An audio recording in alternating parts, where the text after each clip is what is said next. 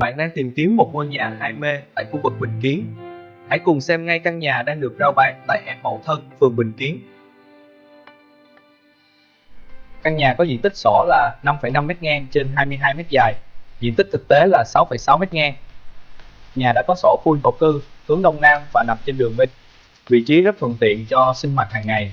Từ nhà chỉ mất khoảng 500 m để đến chợ Mậu Thân, 700 m để đến bệnh viện và chỉ 1,5 km để đến trung tâm thành phố cùng khu vực biển. Về thiết kế, nhà được xây dựng kiên cố 20 nút, bên trong gồm 2 phòng ngủ, 2 toilet, một phòng thờ, có sân trước và đường ruộng rộng 1 mét. Phía sau nhà còn có sân riêng để trồng rau.